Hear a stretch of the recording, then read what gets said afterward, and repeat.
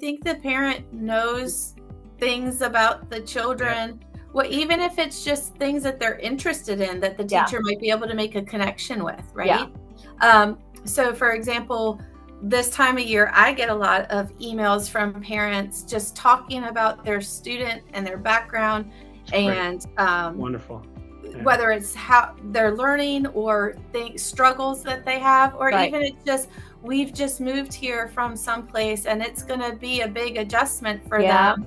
You know, I met with one family that came in, they had a 5th grader, they had moved here from California, and the child had been in California their whole life. So this was a big adjustment and they just needed to make a connection, right? Right. And so I think it doesn't matter whether your child struggles or not, but any type of communication and introduction or helpful something so that that teacher can connect with that child, you know, the sooner the better, or you know, get to know them, because really it's all about relationships, isn't it?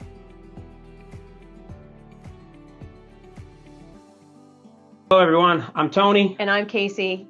And we're with Anthony's Way, The Road to Kindness. And welcome to our podcast and our YouTube channel, The Way Forward, a Kindness Mission. We're especially happy if you're joining us for the first time, and just a little bit of background. We set up and created Anthony's Way, The Road to Kindness in memory of our son, Anthony. And the whole goal that we have is to help kids with ADHD to thrive. Through our expert care and compassionate guidance, we've developed a supportive roadmap for parents, one that helps them better understand both ADHD and their child. With our YouTube channel and this podcast, we bring expert voices and practical insights to families so they can navigate the ADHD journey with clarity, confidence, and kindness. August is back to school month, and the summer went quick. It's an important time for families, and it could be a happy time or it could be a challenging time. Our goal this month is to bring you experts that understand the feelings of both the families and the children, and to provide you tips and expert advice on how to prepare so that it can be a wonderful time for your child as they go back to school. Today, we're excited to bring you Principal Jennifer Angel. And Jennifer is a principal at Carolina and North. Hi, Jennifer. Principal at Carolina Beach Elementary School here in Carolina Beach, North Carolina. And she's been with the elementary school for a few years and is doing just wonderful things for both the school and the community. So whether your child's starting kindergarten or heading into their final year at elementary school, this episode is full of helpful tips for a smooth and successful start to the year. From preparing routines at home to building strong connections with your schoolmates, we've got you covered. So let's dive in. Hi, Jennifer. Jennifer. Hey there. How are you guys? Can we call you Principal Angel? You can call me whatever you want. Well, we like that though, because you're an angel. That we like that. So. We were always, when our kids were in school, it was always principal, whoever, and the teacher was always Miss or Mr. or whatever. So we kind of got locked into that a little bit. So we may flip back and forth with you. And just for people watching us right now, we're having some trouble with our camera, so it's a little glitchy. So we apologize for that. We tried to fix it, but we couldn't. So we're just going to go forward anyway. So, Principal Angel, tell us how you became interested in being a principal and how you ended up at Carolina Beach Elementary. Sure. So originally I was a Title I reading teacher. So I did interventions with students that were struggling in reading, and that's actually what my first master's was in. I did that in New Hanover County for a number of years. And then as federal funding was starting to be cut from some of those programs, my principal at the time told me that he thought I would be a really good administrator. So I went back to school to get my admin degree, and I started as an assistant principal in Pender County, which is just north of Wilmington and New Hanover County. I was an assistant principal for a few years. And then I became the principal at South Topsail Elementary School in Hampstead. Mm-hmm. I was there for 8 years and actually had someone reach out to me from New Hanover County and ask me to apply or interview for a position here. And as soon as I saw Carolina Beach Elementary, I knew that was going to be my happy place. That's nice. Yeah, that's what, when we went, as soon as we walked into the school, it's a very warm place. And I think it's a type of elementary school that everybody hopes that their kids can attend. You know, it's Oh, small and it's nurturing, and it's bright, Yeah. and yeah. It's perfect. Yeah, there's a lot of history here. The building and the school first opened in 1938. Wow. So we've had generations and generations of families to come through. Awesome. Yeah. So were you born and raised in North Carolina? I was not. My dad was military. He was in the Coast Guard. My mom grew up on Wrightsville Beach, and my dad came down on one of the Coast Guard cutters downtown, and they ended up meeting, and the rest is history. So I moved my whole life. Every summer came to see my grandmother at Wrightsville Beach, and when it was time to go to college, I said there is only one place that I want to go, and that was UNCW. And I figured if I could stay here and have a good life and make a good living, that there was no place else I'd rather be. Yeah. That's a perfect place. Our daughter went to UNCW as well, so go Seahawks. Yeah, it's a great. I loved it. She loved it. She loved it. It was perfect for her. Yeah, just right size. Yeah. That's good. So last year, our little piece of paradise had a storm of the century. There have been a few of those recently, haven't there? It was a no-name storm. It wasn't even supposed to be here or be as bad as it was. So you had an eventful day that day. Can you tell us more about that? Sure. So I actually live in Wilmington, so it's a little bit of a drive for me to get to school. And I remember being at my house, and it was raining, but driving to school, I thought to myself, this isn't like just a normal sort of rain. I'm kind of surprised that we're driving in right now and coming to school. And our school takes in children between about 7:15 and 7:45. So roughly everybody's coming in, about 7:30 in the morning. And I remember it probably wasn't even 9 o'clock. And I realized that this was a very different situation. This little storm formed right off of the coast and basically set on top of our area and Southport, Brunswick County, just across the river from us. And we got completely inundated with rain. I don't remember exactly what the figures were, but it was a lot of rain in a very, very short period of time. And so within about an hour or two of being at school, the parking lot started flooding. It was obvious that we were in a tight spot with kids here, and really needed to get out of here if we could. Yeah. So I actually called my superintendent, and I told him, I was like, we have to get out of here, and we have to get out of here now. Yeah. I didn't know what other areas were looking like at the time. And from what I understand, other places in Wilmington didn't get anything like we did. But I just knew that we were in sort of a dire situation, and we really needed some help, and it needed to happen quick. Yeah. And so the next thing I know, I couldn't even tell you about the other schools in the area. We're in New Hanover County, but I know that we were the first to kind of start moving kids out of here. We had a couple buses that came, but they couldn't get the kids home, so they brought them back. We had parents that were coming to school, and some of them couldn't get to school and had to leave their cars, in the somewhere in the vicinity or the area around us. We had a couple of people from central office that actually did come over to help sort of facilitate the evacuation that we had going on, and they had to park blocks away and walk in. So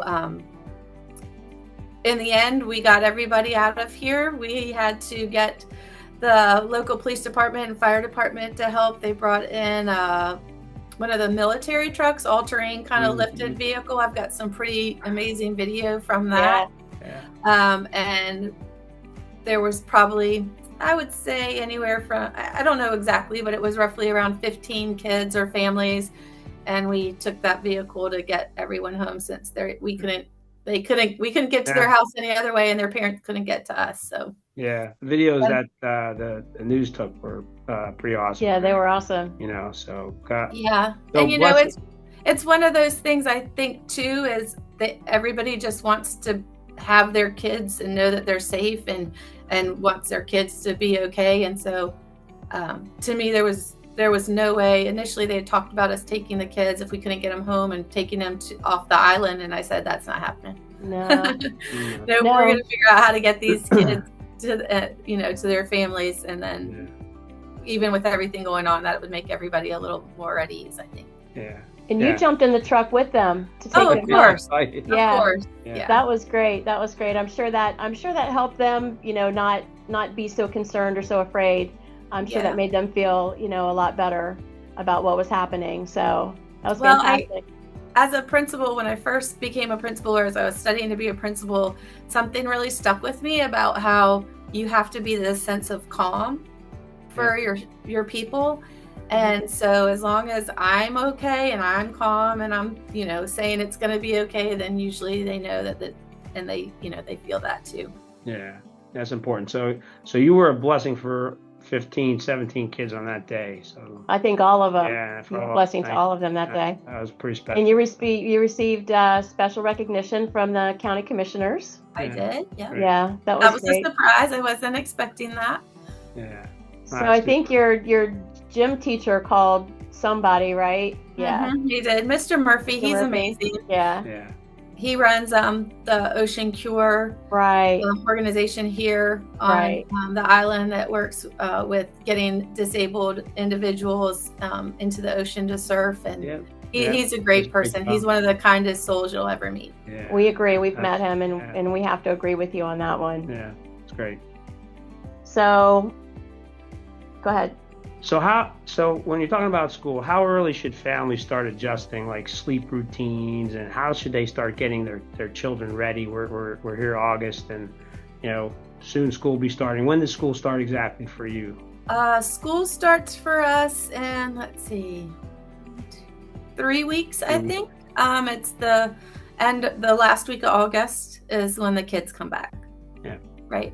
And I'm sort of the same way right now. I'm trying to get every moment of summer that I can. If the sun's shining, I'm trying to get to the beach at some point and get in the ocean, or just trying to get all the last minute fun stuff in. But I'm also setting my alarm to get up a little bit earlier. And I sometimes I have something that kind of keeps the sun from coming in my room so it doesn't get too bright, but I'm taking that down so that my body starts getting adjusted to getting up early again. I would say for kids, definitely a couple of weeks out, just getting a little bit more on that routine of not staying up until all hours or sleeping until whenever, just to kind of get their body back in that cycle. I think that's the one thing that's harder than anything else, is just, like I said, we have kids that start coming to school before 7:30 in the morning, and that's early. Yes. Especially so if you're up and out late and not really used to that, or playing on your video games until all hours, you are going to be Mr. Grumpy Pants when you come in this first couple weeks. Absolutely. Because your body is going to say, no, that's not what we should be doing right now. The challenge is that for those 3 months of summer, everybody, they drop the guard. Everybody just enjoys the time. Kids, for our kids, we were at the pool. We've done all kinds of stuff, and they're just, they weren't ready until we started getting them ready the last week. But we tried. I could see the challenges with sleep habits and, getting them in that routine early. So it's good. Is there one thing that you think that kids forget mostly over the summer that it's hard for them to transition back into, subject wise? Not necessarily. I think they just get out of the habit of school and of thinking, engaging their brains in that way. Like I said, they're going to the pool or the beach, and they're playing video games and doing all the fun stuff. So I think even just reading books again, if they haven't been, I think that's always very helpful, just to start getting that brain back in the routine of, and part of that even is just the attention piece of being able to sit down for 20 to 30 minutes and being able to attend to a quiet task without having to jump up or be distracted or, you know, Right. look at their phone or their tablet or whatever the case may be. Yeah. Right. Speaking of phones, do you have a policy where you collect the children's phones when they come to school, or? So it's not that we collect them, it's that they have to be off and away. And as long as they are off and away and they're not seen, the bigger issue we have at elementary school isn't necessarily the phone itself, but some of the smartwatches. Oh. Yeah. And I know this is going to sound funny, but it's the parents a lot of times that are messaging the kids during the day. Right. And a lot of those things I think can probably wait. Or can be communicated in a different way, because then it just becomes a distraction, when they're working or learning. Right. So you haven't asked them to wear the smartwatches then? We at times, if it becomes a distraction, then yes, we ask them to take them off and put them in their book bags. I think that's good. What about do the kids have tablets that they take home? Are they doing more? We have laptops that the kids use. They haven't necessarily been taking them home previously because we weren't one-to-one. We're working on that piece and have gotten some new, some new devices, and they'll be assigned specifically to a child, and we're going to work on some, technology agreements with families so that if they want to take it home, they can, if they need that for use for homework or work or whatever. But just, you have to have some sort of reciprocal agreement for damage control, basically. Right. Yeah. But you do have like parental controls on those, so there's like certain things that they cannot access. Right. Like on the internet and things, right? Like they can't play their video games on it, stuff like that. They shouldn't be able to, no. Okay. So do you have any, from your personal perspective and looking at it, we did a conversation with one of the ADHD life coaches, and he's big on, limiting to no screen time as when the kids are, going through school. What's your thought on that? Like, I mean, totally taking screen time away. We've heard some people say, well, there's a little block you can give them, but then obviously before they go to bed. But that's a big issue for parents and for. Are you talking about at home, or are you talking about at school? I'm talking about addiction. Screen addiction from the perspective of, being like going, any personally from your perspective, what do you think about that? So at school, I think there's a lot of appropriate uses for technology. Right. And I think obviously since COVID, we've had to change a little bit. And there's so many online learning platforms and resources that you can provide much easier with technology than you can if you need to go paper and pencils exclusively. Right. Yeah. But I think the bigger piece, and when you talk about the addiction, I think that's more connected to the social media pieces than it is just technology in general, right? Okay. Just the way that social media kind of works, and there's a lot of background on that about how it sort of takes what you're looking at or your responses and those types of things, and it actually tries to feed more based on what your likes are. Right. And so I think that is more of a concern than anything else. I think there's a lot of great ways to use technology for learning. I mean, I can't say that there aren't lots of negatives, especially for young children with technology, just because your brain's not fully developed until you're in your 20s. And so there's that inability to sometimes self-monitor and really process what they're learning or being exposed to. But I really think it's a lot, some of the tech companies, that's their goal, is to get you online as much as possible so they can feed and sell all the things, Right. Do you find even at the elementary school grade levels that social media, I mean, our kids have, it's been so long since we've been in that situation, but I mean, do kids have like their own profiles and stuff? Are they engaging in social media? So I have made my my stuff private. I didn't used to. It used to be public just because I would post stuff like my personal, like Instagram, let's say. Right. I'm not on Facebook. It's not my favorite.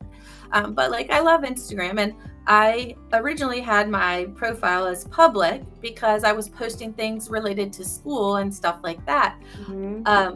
And I would have children from my elementary schools following me.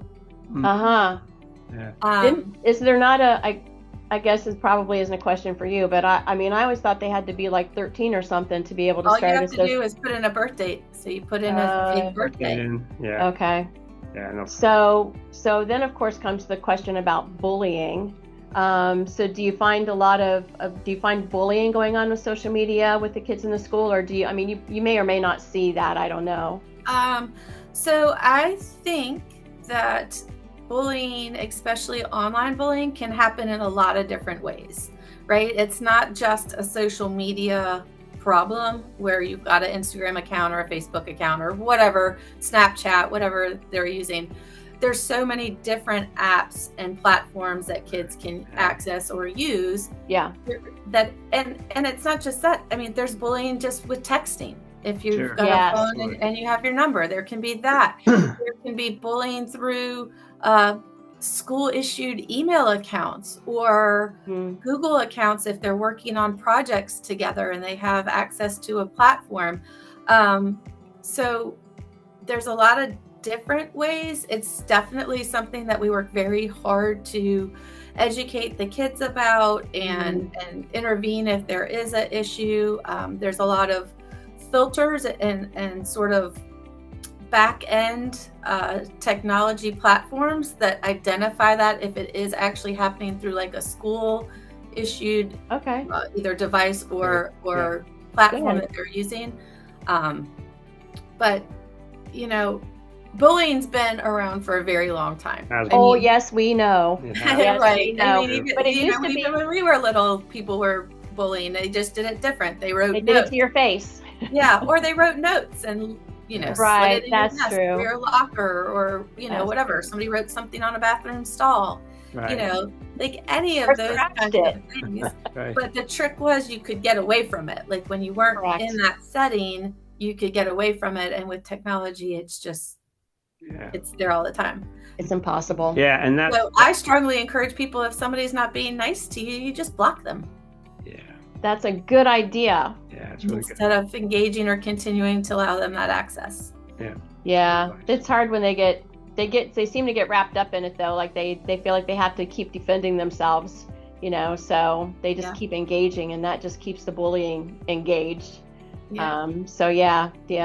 Well, we're big on kindness, obviously. Anthony's Way to the Road to Kindness is all about bringing kindness to the schools and doing workshops for kindness and getting, that's why we're so anybody who can't see us today, we're wearing orange, and orange is the color of unity and togetherness, and also for anti-bullying. I mean, it's about making sure that, kids are kind. I mean, be kind to one another. So if you do anything this year, it's about being kind in school, being kind to the adults, being kind to your friends, your classmates, etc. I mean, bringing that support. So, and I think the biggest thing that we see at the elementary level sometimes is children have been exposed to something they've seen online or heard or watched, and they often will repeat it without really understanding what those words mean. Right. They'll use words that they don't really know, or phrases in a lot of different contexts, in bullying and repeating things, inappropriate things, and they really don't know what it means. They just know it gets a reaction. Yeah. So a lot of times when we have those conversations and you're kind of talking through with it, they don't really know. Well, their minds aren't old enough to understand some things. Exactly. So you've really got your hands full there. I love it though. I mean, they're kids. Somebody's got to show them the way, right? Exactly. Well, I mean, they're so young, and you're still molding them, which is a really important time in their lives.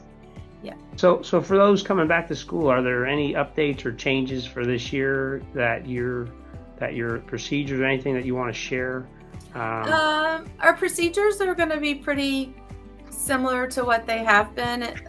Nothing major. We're working through a few things with staffing because obviously with the way the budget is and federal funding, some of the money's been cut back. So we're trying to do more with less. So some of the logistical pieces with personnel and that kind of stuff might look a little bit different. But I mean, when they show up first thing, it's going to be, pretty standard to what we've been doing for the last couple of years since I've been here. Good. So with you mentioned the cuts and things that are going on, is what are the first positions that you think are going to have to be done away with? Do you have any idea? I mean, I've heard it. So I don't think that they're being fully done away with, but I think they're being spread more thin. Yeah. So for example, I've had an assistant principal with me full time the last couple of years that I've been here. My assistant principal is now going to be split across 2 schools. Our social worker is being split. Even when I first got here, we had a full-time one. Then she went to part-time or half-time. Now our social worker is basically split across 5 schools. Wow. Yeah. So, and some of that was, there was a lot of money that was given for COVID recovery, and that kind of has lapsed or is done. Yeah. Right. And then in turn, as if you're watching anything on the news, a lot of the federal funding is being cut or frozen. That I don't think people understand the impact, the direct impact that has on the function of certain things, whether you're talking about a school or a national park or, Agreed. It's concerning. So how is that going to affect the kids that have special needs, like kids with ADHD that may need some behavioral help or help with their IEPs and things? How is that going to affect them? Is there going to be less help for them in the school? So I don't think, not specifically for them.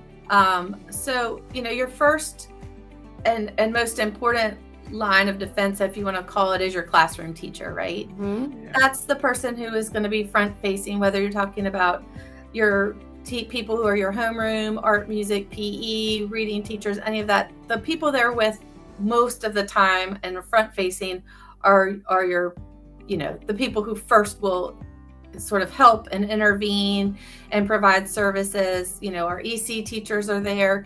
I think that it's more about sort of logistics when it escalates to a point of needing intervention, like serious intervention, and that's where it's going to be a little trickier. I mean, my counselor does an amazing job. Mm-hmm.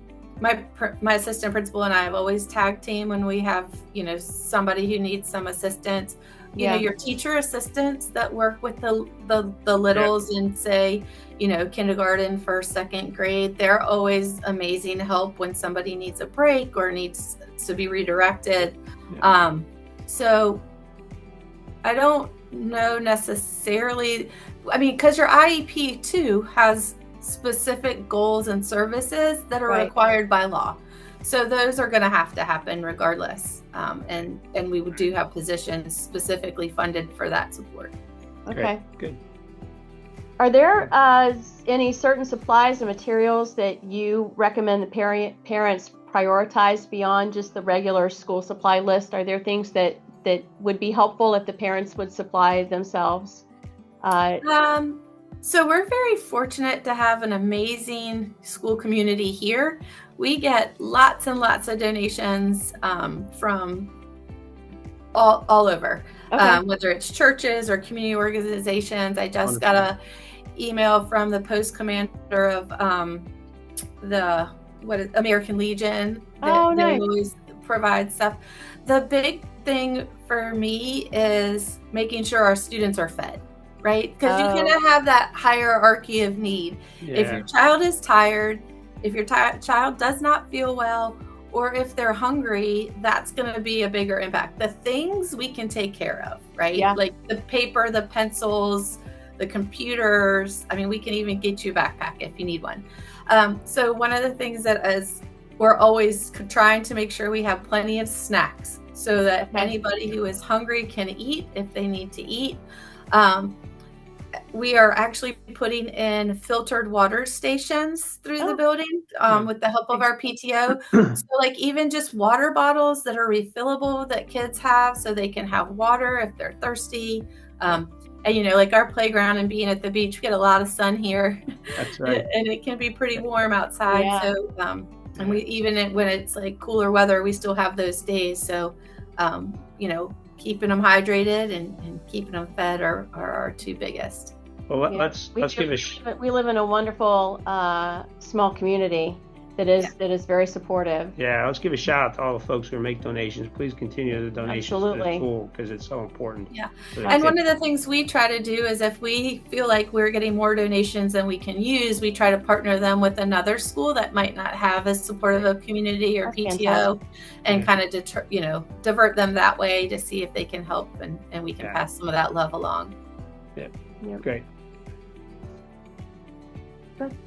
What's one common thing that surprises new kindergarten parents, coming in? I mean, and if they've gone to, the pre-K, preschool and all that stuff, then it's maybe a little different. But there's still some kids that, they don't go to pre-K, and so what's a surprise that new kindergarten parents? How can kindergarten parents survive the best? Right. Well, again, I think that sleep thing is big, especially for kindergartners. Some kids come to kindergarten and they've still been taking naps. And I know in the summer when it's hot in the middle of the day, a nice little nap when you need to get out of the heat is like ideal, right? Yeah. Not just for the littles, but everybody. Yeah. Everybody. You've been at the beach from morning through lunch. You have a little lunch to get out of the sun, and taking a nap is kind of awesome when you can. But we don't nap in kindergarten any longer, which is a big adjustment for some kids. Yeah. I even remember my own son, my first son, when he would go to kindergarten, you pick him up at the end of the day and he would fall asleep in the car on the way home. Yeah. Right. And, and some parents, because they're working, they also have after school care. So their kid isn't even maybe going home at 2:30 or 3 o'clock. That might be extended just because of their work schedule.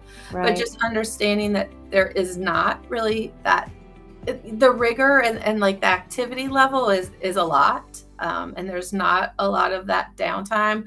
What we think of as first grade when we were in school is more what our kindergarten is now. Yeah. There's not as much of that like creative play. We still try to get that in there as much as we can. But the curriculum is definitely pretty rigorous. And I think that's the surprising part is when you talk to kindergarten parents, especially if they haven't had somebody already go through kindergarten, what their child is expected to do at the end of kindergarten going into first grade might surprise some of them with, the reading and writing and math skills that are fairly demanding, I would say. Yeah. So going back to school, it can be exciting, but it can also be a little scary. Yeah. Do you have any advice for parents in helping their kids getting over the back to school jitters, so to speak? Well, a lot of times there are opportunities before the first day of school. Like for kindergarten, we had a play date this summer where they could come out and meet other kids and meet the teachers. Nice. Yeah. They'll also be coming in before school starts just for a little one-on-one assessment to kind of, sit with the teacher and get familiar with some of the things they'll be asked to do. Mm-hmm. But in general, I think it's, again, I said a sense of calm from me. I think that a lot of times the kids also feed off the parents. Absolutely. Anxiety and nervousness.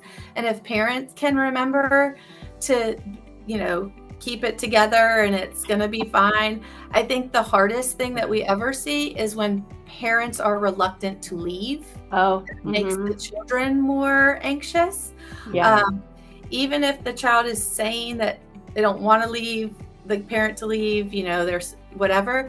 What we see is as soon as the parent actually does walk out the door and make that separation or that disconnect, in a matter of minutes, the kid is typically fine. Yeah. Right? Yeah. It's the more that the parent stays and kind of feeds that, that it escalates or becomes harder or drags on. And it's not just kindergarten. I mean, anybody, we saw it a lot after COVID when kids were home for a period of time, even with other age groups. I mean, it didn't matter if you were kindergarten or fifth grade. Some people just had a harder time jumping back into that.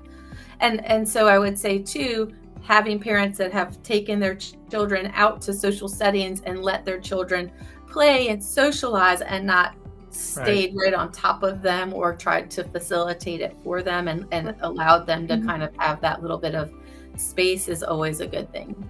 And not to just stay inside on screens all summer. Correct. Yeah. Everybody's still out. But what are some ways that families can help build kindness and empathy in their children and resilience before they come back to school? I think just some of it is about having those conversations and being a model for what you expect. It's really hard to ask kids to use kind words and be nice to others when they see their parents, being ugly or not as kind. Yeah. I mean, I think that's a big thing, that we have to model the behavior we want to see. Right. Yeah. Yeah. How about what do you do at the school level to help kids feel connected and safe from day one? Well, the one thing that you'll see, and this has been sort of something that I've stood firm on no matter what school I've had, is you need to have people in the hallways as kids are coming in that are smiling, that can answer questions, that are welcoming to them to school, if possible, using their name, and just telling them that we're glad you're here. It's going to be a great day. I think you have to set that tone from the very beginning. Yeah, that's so important. It is. So that's part of it. And we do a lot of sort of, get to know you, kind of build community within the classrooms when kids return. But I think having, whether it's a grown up or even we do like a safety patrol or have like our fifth graders that are out there welcoming the little kids, I think that also that's fantastic. Sometimes having another student help can be a little less intimidating than having a grown-up intervene. Absolutely. That's nice.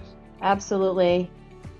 And what does a strong partnership between the school and the parents, what does that look like to you as a principal?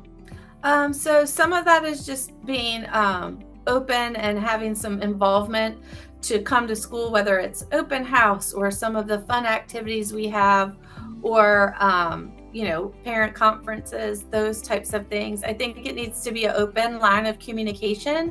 But I think parents also have to understand that when teachers are with children, they're not in front of their computers. They cannot open an email, say, right when you send it, and respond to you when they have 20 kids in front of them, right?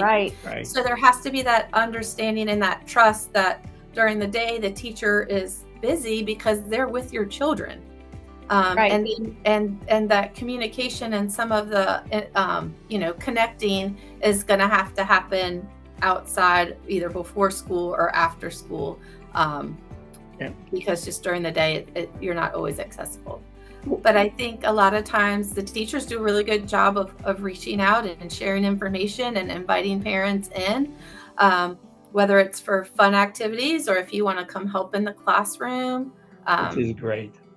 We have a lot of volunteers, whether it's parents or grandparents or island women. Island women are great. Yeah, they're amazing. Yeah, they are. They are amazing. So how about the PTO? So how's the connection there between the PTO? So that's something we've had a lot of, I think, sort of turnover in our PTO just in the last few years. So we're really working to restructure that. Our PTO has asked for, parents if they'd like to get involved. There are a number of ways that they can do that. They really do a lot for the school as far as raising money and providing support to staff and, any types of instructional materials that we might need that we don't have the budget for. The PTO has been very good about that. So there are opportunities there to get involved for sure.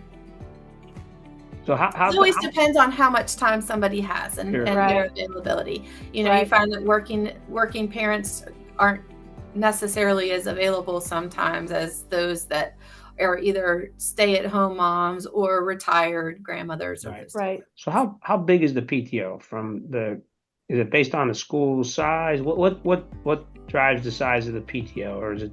It just depends on the parent involvement, really. Okay.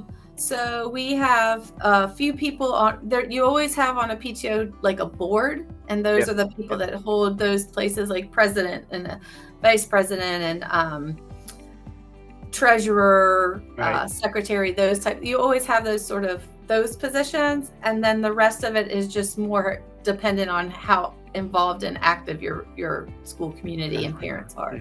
Right. What is the best way for parents to communicate with teachers or the school? Do you have some special thing in place that they can communicate, or what's the best way for them to communicate with the school or the teacher? So every teacher does it a little bit different.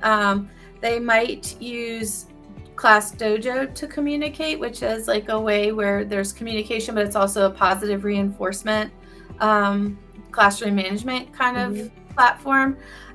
Email is always definitely an easy way. Some I don't know how many of them, but some teachers use something called Remind, which they build up a little classroom. If they don't use Dojo, they'll build a little classroom and the parents can communicate that way. Okay. But again, I think the understanding is that it's, during the school day between 7:30 and 2:30 or 3 o'clock, you're not going to be able to get a lot of communication from teachers because they're with kids. And it's not like high school where you've got a class and then that class leaves and you've got an extended, plan-in or lunch, because we don't work in blocks like that. I mean, in elementary school, kids have to be with an adult, the entire time they're here. And most of the time that is their teacher. Right. So when Anthony was small, at an early age, we knew that there was something going on with him. We didn't know yet that it was ADHD, but he had some learning troubles and things like that. So I spent a lot of time. Fortunately, he went to a small Catholic school, and I was able to spend a lot of time volunteering. I was blessed to be able to do that. So I was in the school with him a lot. But as he got older and after he had gotten diagnosed with ADHD and other things, I started before the beginning of the school year. As soon as we found out who the teacher was, I would email that teacher and just introduce him to them. And in Catholic school, they didn't have IEPs and 504s. We came up with something that we accommodations that we could use. But then when he got into middle school is when that really kicked in. But I used to send an email to the teacher just introducing him and saying, these are some of the things that you might see. I'm always available if there's anything going on and you need to contact me. Do you think something like that from a child that has not special needs, but you know what I mean, that has challenges? I think that's a good idea for any kid. Challenges or not, you know what I mean? Yeah. Because I think the parent knows things about the children. Yeah. Well, even if it's just things that they're interested in, that the teacher might be able to make a connection with, right? Yeah. So, for example, this time of year, I get a lot of emails from parents just talking about their student and their background. And wonderful. Yeah. Whether it's how they're learning or struggles that they have, or even it's just, we've just moved here from someplace and it's going to be a big adjustment for them. I met with one family that came in. They had a 5th grader. They had moved here from California, and the child had been in California their whole life. So this was a big adjustment, and they just needed to make a connection, right? And so I think it doesn't matter whether your child struggles or not, but any type of communication and introduction or helpful something so that teacher can connect with that child, the sooner the better, or get to know them, because really it's all about relationships, isn't it? It is. It is. I like that. It is, absolutely. Even if, I know we suggest that to parents that where their child does have challenges like ADHD or any of the other learning challenges, but I like the idea of every parent should send a note. Hey, here's my child, you know, and here's a little bit of background on him. Here's what he likes to do. Here's what's challenging to him. Or here's what, you know, he likes to take the little break, or, you know, here's what we do. And just to get him to understand the child. And that's a good, and I had a question, like how many kids are in each class at elementary school today? Like how many? So I would say that anywhere, like your kindergarten through third grade, because there is legislation for class sizes there, they're typically 18 to 20 kids in a classroom, kindergarten through third grade. Once you get past that, it really depends on the size of your school and the number of teachers. But once you hit, fourth and fifth grade, you're really talking about closer to 30. Yep. So that can be a big adjustment too. Sure. And again, that's also one of those things where, if a teacher's trying to build relationships with 30 people or 30 children, any little insights you can provide or interests or things that they can tuck away to use to connect with that child is helpful.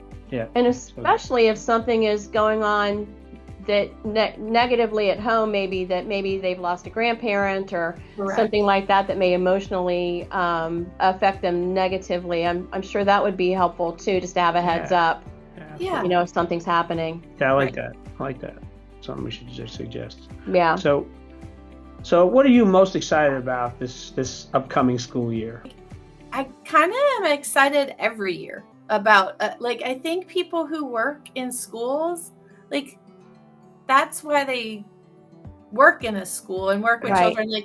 There's this really fun and interesting flow of a school year, and every year is new and different, right? Mm-hmm. So I'm always excited about coming back to school. It really doesn't matter the year or if there's anything special going on. I mean, we've done some super fun things. Last year, especially, we did One Book, One School and read The Wild Robot, and then the whole school went to the movies. And actually, the movie, when we went, we had to reschedule because of the flood. Right. But it ended up being such a great and positive experience. Almost all the parents came. It was a huge deal. Oh, great. When we worked on our student-created mural that's in the hallway outside, that was a great project that we worked on. So those kinds of things kind of just come and developed almost naturally without a lot of force. And so great. I don't know exactly what this year is going to look like or how it's going to go, but I'm always super excited about the start of the year and seeing the kids again and meeting all the new kids that are coming in. And that's cool. It feels like the population of the island too is exploding. Is that funny that you say that? But they're not moving here with little kids. They're not. Sure. Okay, so it's a lot of people. They're buying rental houses and like that. Yeah, I just was wondering how that was affecting the school, if you had seen a big uptick in students or not. It's actually gone exactly the other way. So wow. Okay. The last couple years, our fifth grade classes that have moved on to middle school. Compared to our incoming kindergarten classes, we've lost about 30 kids each year for the last couple of years. Wow. And if that trend continues, we're going to be a small little school here soon. Uh-oh.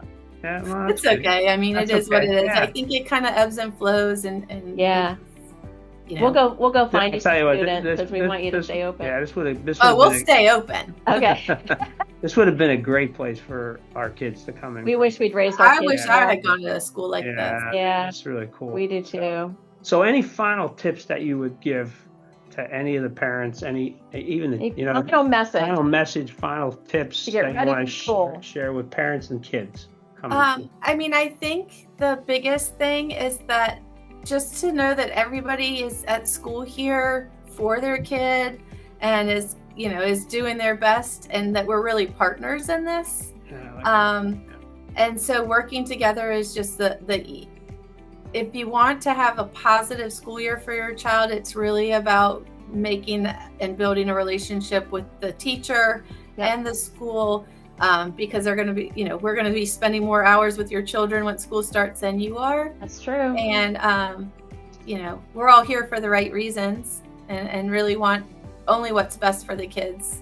Well, I'll tell you what, we want everybody to love being at school. Yeah. That is always my job as a principal, not just for the kids and the families, but for my staff. I want it to be a place that people want to come to. I want them to, and I do that. I come to school every day, and I'm happy to come here. I'm happy to come to work here. There's not another place I'd rather be. And I really want everyone that walks in that door to have that same feeling. That's terrific. That's terrific. Yeah. I mean, I'll tell you, we did a little program. We do a kindness workshop, and probably not last year, but the year before we do a walk a mile for kindness and ADHD. And one of your counselors, I believe, partnered with us. My old social worker, I social think. worker, and then Kevin got tied. She was amazing. Yeah, Kevin got tied in too, and kids did kind stuff in the community, and then they created a bulletin board of hearts, and so we tried orange hearts. So orange is our color, and the orange heart, it means a lot. So, and it's a special time because February is Random Acts of Kindness Week. So we try to do it every February. So we'd love to work with you and love to work with the school and do a similar program, and even get you out for the walk. I mean, the beautiful part about it is that we live in a community that it's relatively nice most of the time. Yes. So we do, and Hoggard High School always past few years have hosted us, and kids come out, and we had 400 or 500 kids come out to walk last year. It's just a cool event. We love children. Children are so important to us, and I always say, so I won't say it's too loud, but we've always wished we had like 20 kids, because a football team worth of kids. I mean, we got started late. It's just a fun. Kids are fun, and they're all different, and they all have their wonderful traits, and we're just here to help them. So what you do is tremendous. We appreciate you tremendously for being the leader of the school here and leading the school, and with the teachers you have. And we've met some of them already, and you got great partnerships there. So everybody watching and listening, we're going to put this out to everybody we can throughout the community here. Enjoy school, help your children to have a wonderful year. Listen to the tips, because they're all helpful. And one of the challenges is getting kids to sleep and helping them to get that rest that they need, because if they get the rest, they get the food, rest, and water that Jennifer mentioned, it's going to be a happy year. So, so starting a new school year can be both exciting and overwhelming, but with some preparation, as we talked about, and a lot of heart, we can really set our kids up for success. So this podcast is part of our ongoing mission to help families thrive. And inspired by Jennifer and all the other people that we have, and plus the memory of our son Anthony, because he was a kind soul. He loved going to school. He was one that was on time every day, never missed a bus. He hated missing school. I can tell you, he wanted to be. Another thing was he was the boy who whenever a new student would come to school, he would always want to be their first friend, so they wouldn't have to sit by themselves at lunch. Yeah. So we live in his memory, and we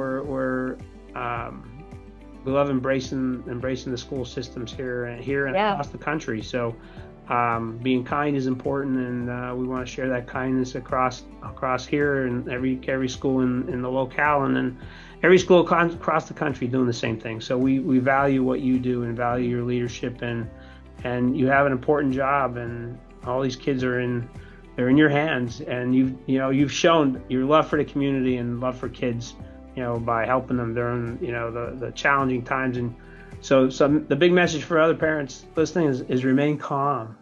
Remain calm. Follow Jennifer, Principal Angel's lead here, and we really loved the episode, and we loved having you on. And we like to close with two things. Go ahead. Why don't you share the message? So I usually share a little statement at the end of each episode, according to the month that we're in, and we're in back to school month. So as we close today's episode, we invite you to remember, as we head back to school, let's remind every child that they are more than a grade or a diagnosis. They are capable, kind, and uniquely wired for greatness. Let the school year be one of understanding, encouragement, and the courage to be yourself. We wish every student the best as they go back to school. Yeah. And the other thing is that what we loved about what you said is greeting in the hallway, greeting at the door, greeting in the hallway, and telling them to have a great day. I mean, it's so important, because our family motto, and I think we shared this, we may have shared this with you, but our family motto is today is the best day of your life and tomorrow will be even better.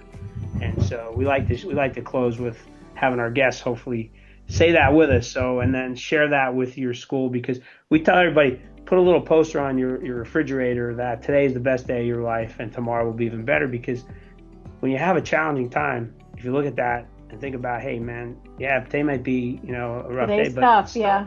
But it's still the best day and tomorrow's even going to be better. So let's say it together. Okay, you ready? Yeah.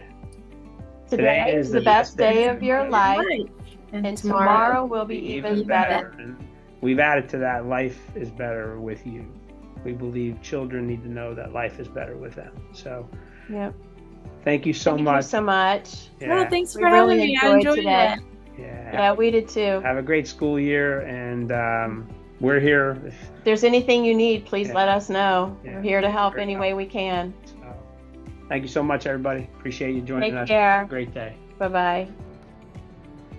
Thank you for spending time with us today. If you liked today's episode, please like, subscribe, and share it with someone who could use the information. And remember, a little bit of kindness goes a long way, especially for those kids with ADHD. See you next time. Hello, everyone. Thank you for listening to our podcasts. We really appreciate you listening to them. And hopefully you're getting a lot from the information that we share. Now we're here to ask you to help us. Help us to help these kids. Your donation is an investment in helping a child with ADHD and helping a family that can't afford the cost of care. Our QR codes are below. Every dollar we raise goes directly into helping these kids to thrive, and we get them the help they need, specifically the care from our care model that they need. So we hope you'll make a donation, become part of our community and donation community. You'll get newsletters and updates periodically, and we'd love to have you part of it. So thank you very much, and appreciate your consideration and your time. Best.